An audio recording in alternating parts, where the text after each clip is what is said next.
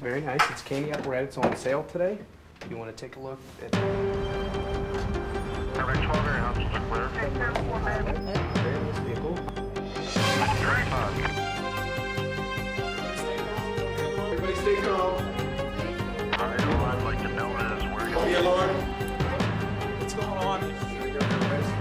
Where? 1356. That's okay. We'll explain everything to you there. You're under arrest, Title 18 U.S. Code. You're kidding me. What's going on here?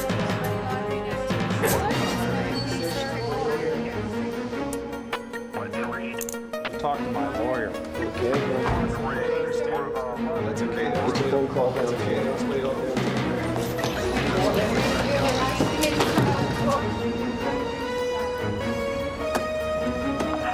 We found it. We're covered.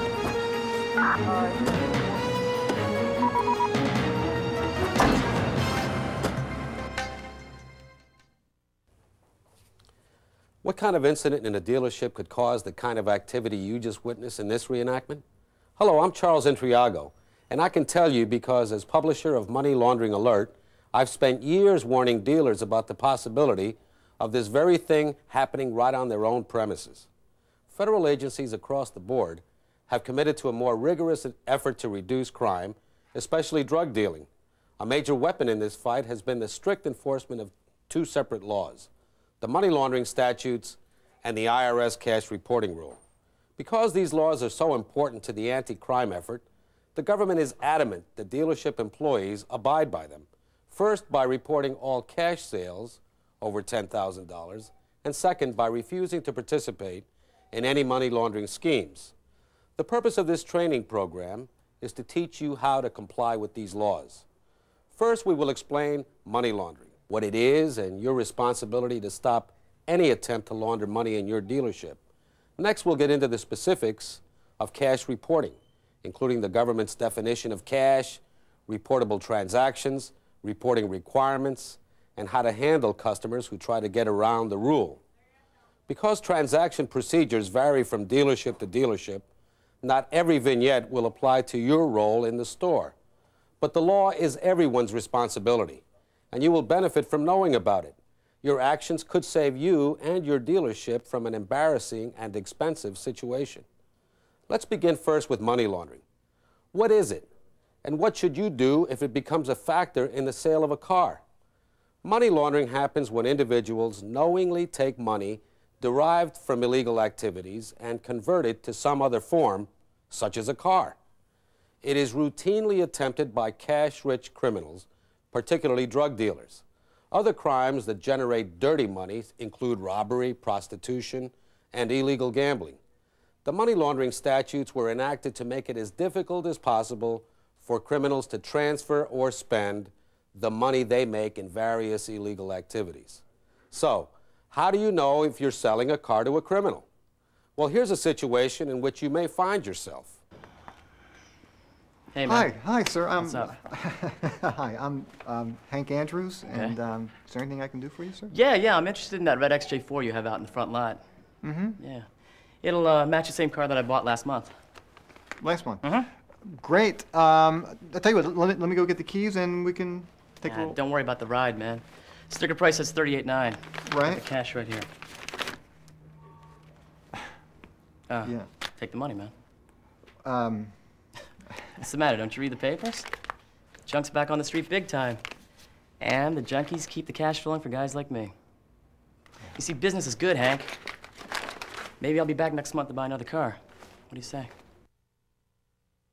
Now, I know you're thinking this is pretty obvious, but this type of situation does happen. So what happens if you're caught selling a car to this guy? You go to jail. The criminal penalty for money laundering can be up to 20 years. Fines can range up to $500,000 per violation for both the person who handles the transaction and the dealership. And the government is not inclined to plea bargain your sentence away. But you're a salesperson, not a police officer. What are you supposed to do? You stop the deal. Excuse yourself and get your manager. Your manager will explain to the customer why the deal cannot proceed. In the scenario we just watched, there was no question that the customer's money was dirty, and that's an important element in a money laundering situation. You have to know the money comes from illegal activities, but your knowledge has to be based on facts, not appearances. Don't be influenced by stereotyped images of thugs and criminals.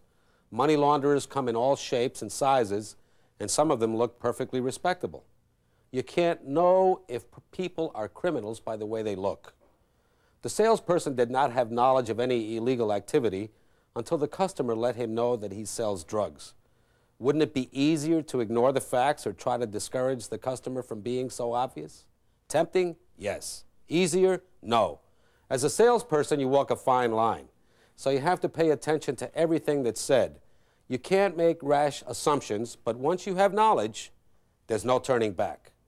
Let's put the salesperson in a less obvious situation. Hello, sir. Hi, I'm Hank Andrews. Tony Arnold. Hi, Hank. How you doing? Very well, thank you. Nice to meet you. What can I do for you, sir? I was looking around your lot. I see a car I want. Great, great. Tell me, does anybody in this day and age still take cash? Sure. Good. Is there any specific car I can tell you about? The white one you got out front there. Let me tell you something. If I like the deal I get today, I'll refer you to a lot of my clients. The way my business is going right now, that'd be good for 3, 4 more cars a month for you. Great. I'm always glad to get referrals. Sure. Meanwhile, what can I tell you about the car? Not a thing. I'm ready to drive it off the lot right now. How much is it? That's it. You're ready to close the deal? Well, that's the fastest sale I ever made, sir. Look, Hank, I'm a businessman. And when I need a car, I need it right now. No dickering over prices, no hassles. So what do you say? Do we have a deal? I don't know, Mr. Arnold. This is beginning to sound a little too easy and like a little risky too. Look, Hank, that's the beauty of it. There's no risk involved at all. Remember the clients I told you about? Yeah. Every month or so, I'm going to be sending one around. They'll call you first, make sure you're available. No time at all, you're going to be winning all the sales contests, believe me. Look, don't you get it? I sell Well, drugs. Mr. Arnold, maybe it's better that you don't tell me what you do for a living. Now you're catching on, Hank. This scenario illustrates two issues related to money laundering. First, closing your eyes to the truth, as this salesperson did, is known as willful blindness. If the deal goes through and the customer is using illegally obtained funds, the salesperson could be found guilty of violating the money laundering statutes. Being willfully blind to a criminal act does not absolve you of responsibility. The second issue covered here is known as the straw deal. To avoid suspicion, the person trying to launder the money sends someone else to make the purchase. And it's a money laundering scheme that's definitely on the rise. Naturally, there are perfectly legitimate situations where one party buys a car for another. For example, when a parent buys a car for a child. But it's important that you ask questions and get as much information as possible. If that information reveals an attempt to launder money, don't turn your back on the truth. It is illegal to knowingly participate in money laundering, and you can end up in jail if you do. When faced with money laundering, stop the deal and get your manager. While your actions in situations like the ones we've just seen could help the authorities apprehend a money launderer, many criminals pass through society undetected. What chances does the government have of catching them? The question brings us to the next segment of this tape, cash reporting. The cash reporting rule was enacted to help the IRS uncover certain illegal activities, including tax evasion and money laundering. The rule states that any person engaged in a trade or business who receives more than $10,000 in cash in one transaction or in 2 or more related transactions must report the transaction to the IRS by filing Form 8300. That sounds simple enough, and if that's all there is to it, we'd be done. But this is the government, and when it says cash, it means more than just cash dollars. The distinction between what is cash and what is not cash is extremely important because when a cash sale totals more than $10,000, the dealership is required to file Form 8300. For our purposes, the government's definition of cash includes U.S. and foreign currency and also any cashier's check, money order, bank draft, or traveler's check with a face value of $10,000 or less. When these instruments have a face value of more than $10,000, the responsibility for reporting falls on the bank. When a money order or cashier's check represents the proceeds of a loan from a bank or a credit union, it is not considered cash. Other items that are not considered cash include personal checks, business checks, certified business or personal checks, and credit card charges. Filing the form may not be your personal task, but anyone who is part of the sales process should be aware of the dealership's responsibility. Failure to follow the dealership's policy and procedures can have disastrous effects for everyone. Let's look at some typical sales scenarios. We'll examine each to determine which is a reportable cash transaction and which isn't. We're looking at $14,000 total, right? That's right. I'll give you this check for $9,000, and I've got the rest in cash. Great. The customer is buying a $14,000 car. She's splitting her payment between a $9,000 cashier's check and $5,000 in cash. How would you handle this? Does this qualify as a cash sale? The cashier's check falls into the $10,000 or less category, so it does qualify as cash. Combined with the $5,000 in currency, the total payment is over $10,000. This is a reportable transaction, and Form 8300 must be filed, advising the IRS that the dealership has received $14,000 in cash. We've decided this is the one. The price is right. We've got $2,000 in money orders, and we've got the other $11,000 in a cashier's check. Can we do the deal? Here we have a combination of a cashier's check for $11,000 and a money order for $2,000. Must this sale be reported? Both cashier's checks and money orders are considered cash if their face value is $10,000 or less. But in this case, the cashier's check is $11,000. While the bank may have some reporting requirements on the $11,000 cashier's check, for our purposes, the only cash involved is the $2,000 money order. As it is under the required cash reporting amount, there is no need to file Form 8300. Okay, so you're splitting the $17,000 total by paying $8,000 in cash and... $9,000 in a cashier's check. Okay, and that's a loan from National Savings, right? That's correct. Okay, so we have $8,000 in cash and $9,000 in a loan. In this scenario, the customer is buying a $17,000 car using $8,000 in cash and $9,000 in a cashier's check. The cashier's check is under $10,000. Is this a reportable transaction? No. Normally, a cashier's check under $10,000 is considered cash, but here it represents the proceeds of a loan, so it is not. That leaves you with the $8,000 in cash. As that's under the reporting requirement, there is no reporting obligation. Be aware, however, that the dealership will have to keep on file some proof that the check represents the proceeds from a loan. A copy of the loan papers, a written statement from the bank, or a copy of the lien instructions on the bank check will suffice. Let's take a look at one more situation.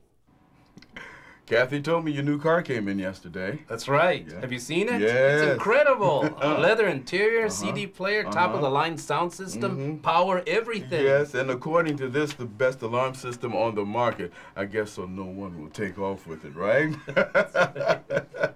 Okay, let's get down to business. You gave us a cashier's check for $7,500 when you ordered the car 6 weeks ago. How are we going to pay the balance? I have another cashier's check for $7,500 today, and I'd like to finance the rest. Outstanding.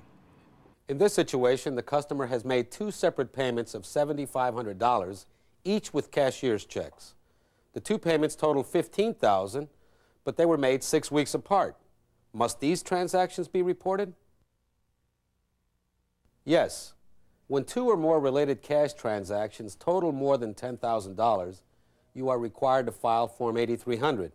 In this example, after the second payment, the one which brings the total to more than $10,000, the dealership would be obliged to report the receipt of $15,000 in cash. The IRS considers transactions related when the business knows or has reason to know that each transaction is one of a series of connected transactions.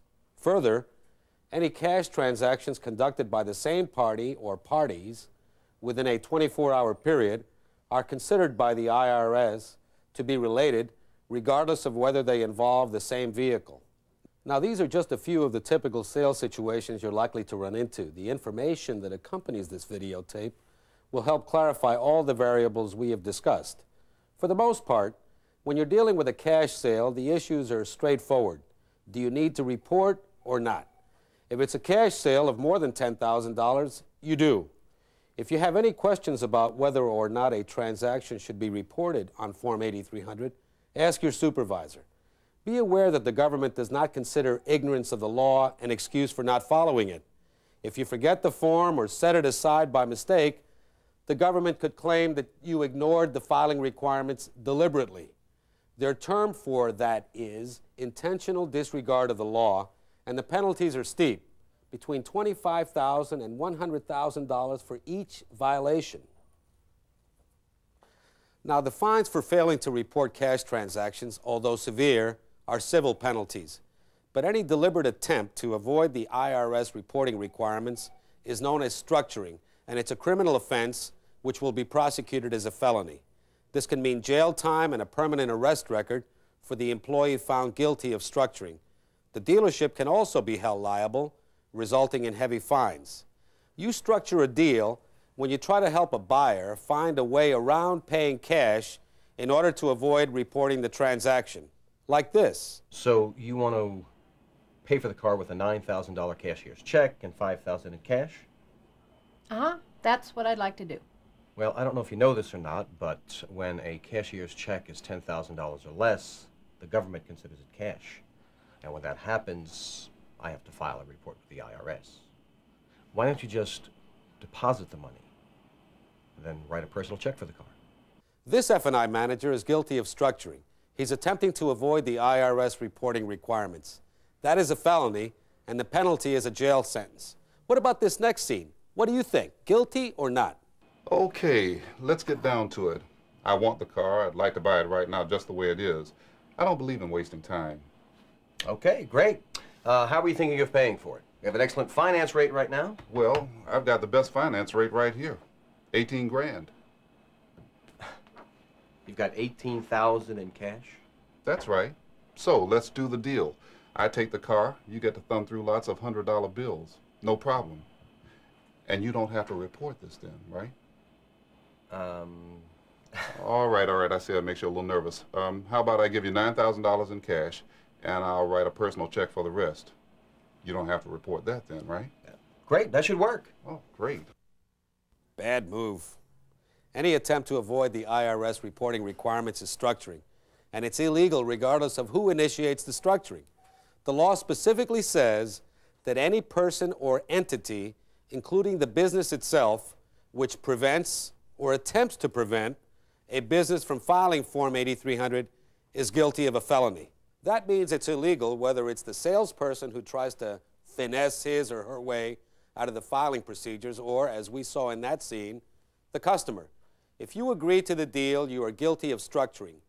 Those are very clear-cut cases of structuring. But if you're the F&I manager, it's your job to try to convert a cash customer to financing. Isn't that structuring? Let's see. Now, I want to pay with cash. And that's fine. And I know you want to pay in cash, but I just want to let you know that our finance rate hasn't been this low in months.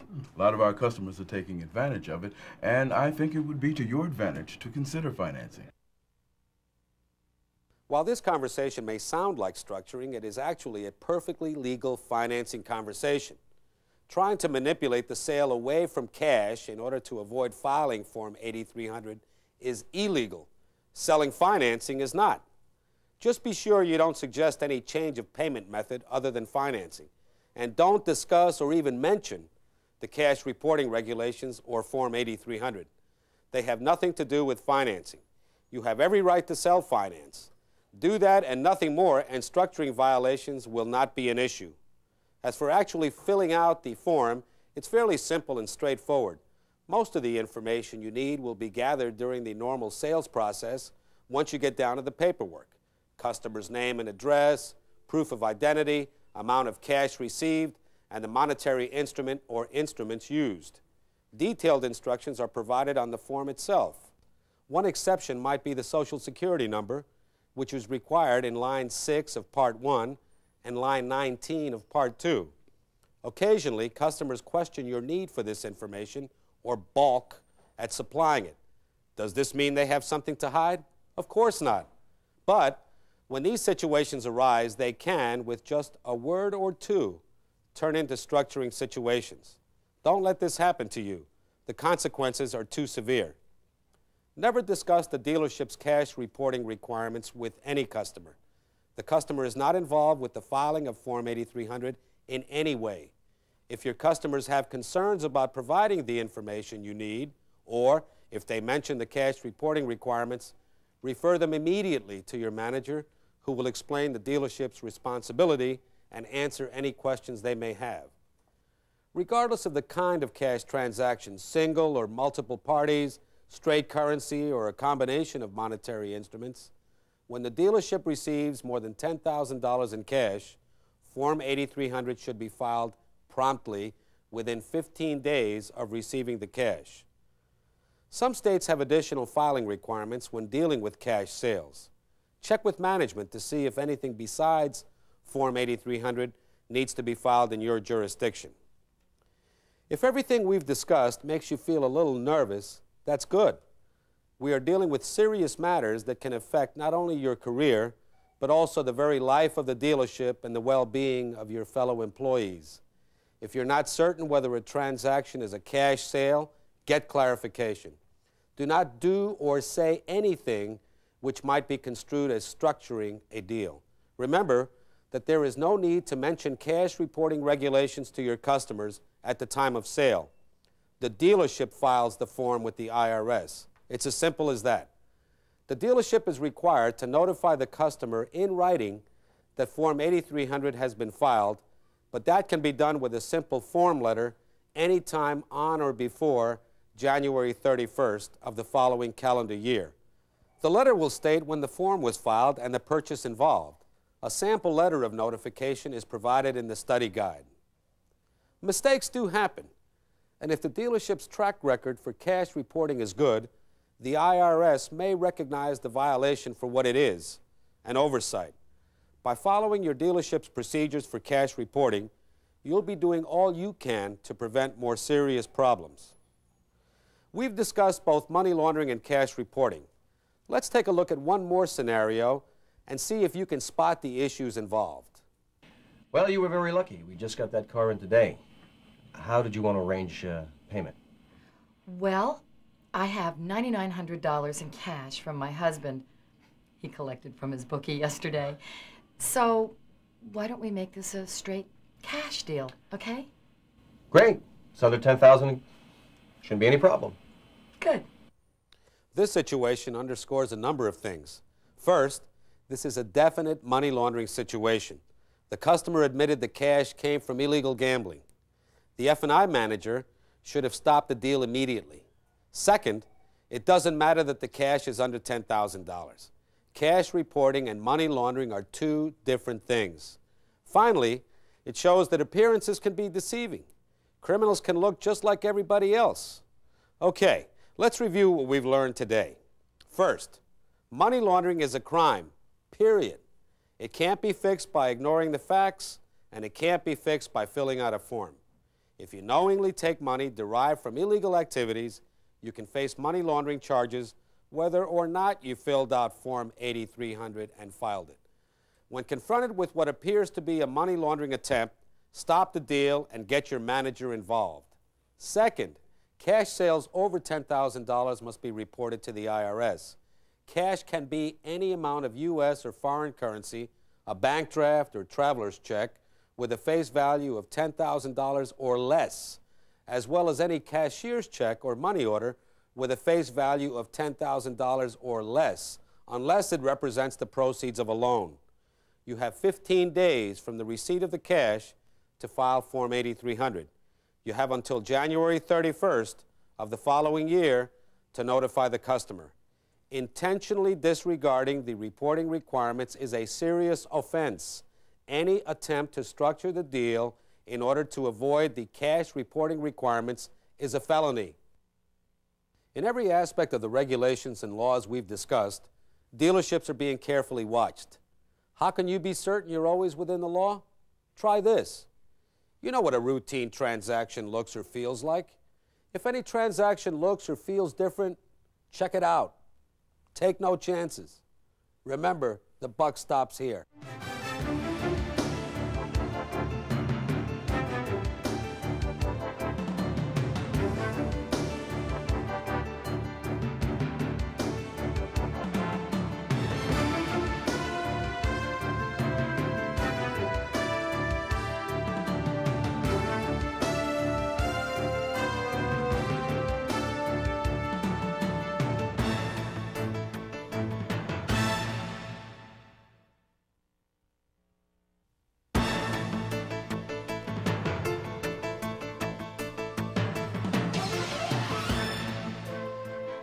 The government tends to suspect one of three things when they find violations of cash reporting in a dealership: intentional disregard, structuring, and money laundering.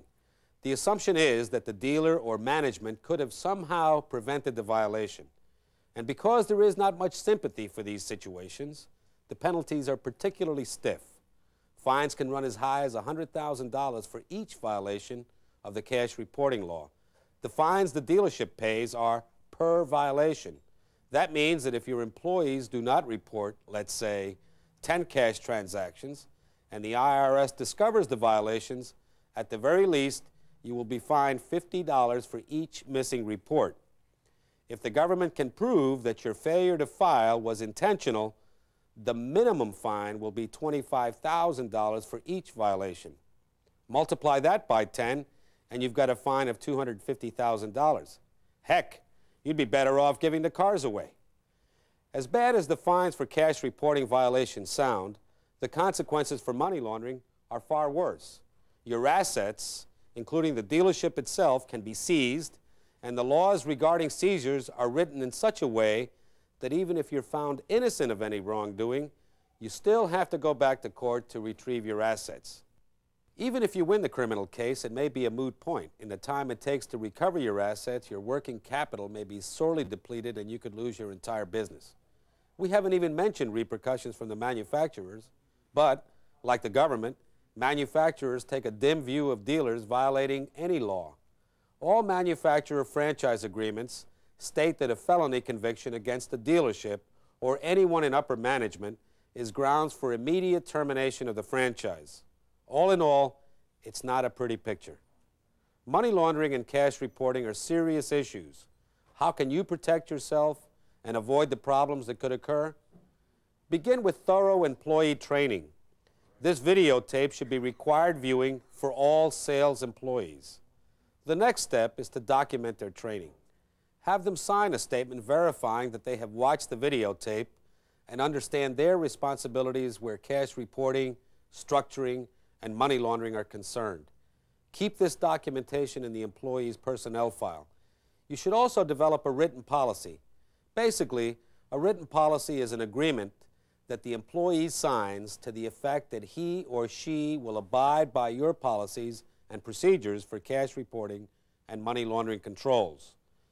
The employee agrees to attend educational meetings. He or she won't discuss cash reporting laws with customers. The employee will never structure payments with a customer to avoid cash reporting requirements, and he or she won't knowingly take money derived from illegal activities. As with your training documentation, the signed written policy should be kept in the employee's personnel file. We've included this sample policy in the material that goes along with this video. In addition to providing training and a written policy, you should designate somebody in management to oversee and document employee training, conduct periodic dealership audits of cash transactions and filing requirements, and provide additional clarification of the laws when necessary. While these policies will help reinforce the laws with which employees must comply, they have importance far beyond that. If an employee forgets to file Form 8300, you can demonstrate to the government that this was not a case of intentional disregard. You can show that you have conducted mandatory educational programs on cash reporting and money laundering and have developed a written policy prohibiting violations of the cash reporting rule and the money laundering statutes. If the government determines that the employee intentionally violated the law, you can use your documented training and signed dealership policy to show that the employee acted independently outside the scope of his or her employment. Regarding cash reporting specifically, you must file IRS Form 8300. Here are some guidelines. First, the dealership has 15 days from the date of receipt of the cash in which to file Form 8300. If there is an isolated incident where you don't have all the information, file the form anyway.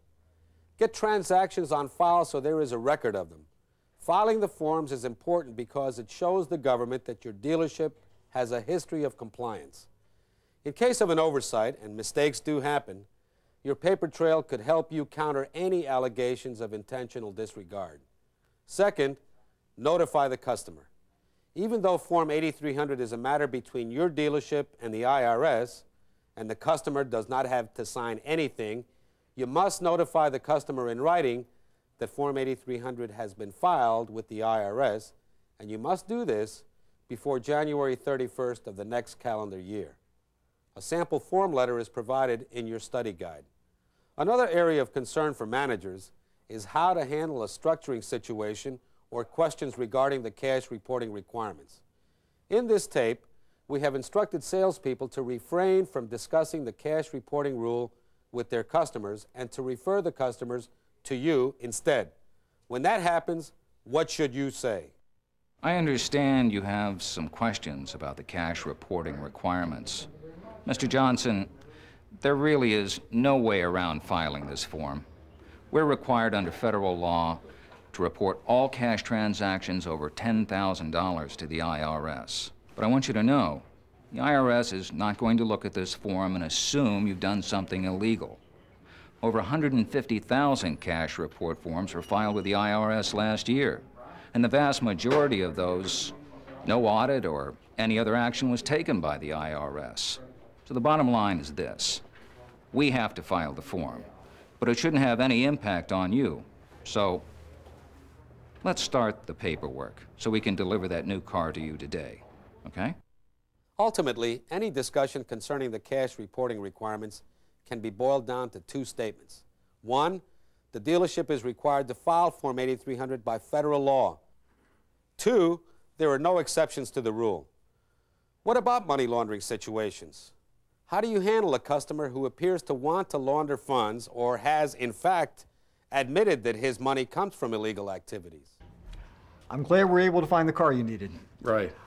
Do you even want to hear about warranties? Or...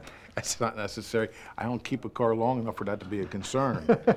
Hank, let's get down to business. Okay, great. I've got the money right here. Good. I've got my own customers I got to see this afternoon. If I don't see them in time, they get anxious. I got to get there before they crash.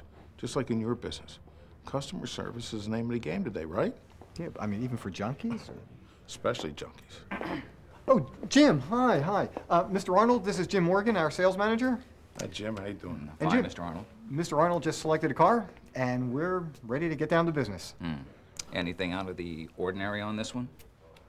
No, not at all. It's going to be a cash transaction, but besides that, no, that's about it. I mean, there's nothing wrong with cash, is there? If you have a concern about cash, I'll write you a check. Oh, that won't be necessary. Oh, good. We won't be completing this transaction. Really? Why not?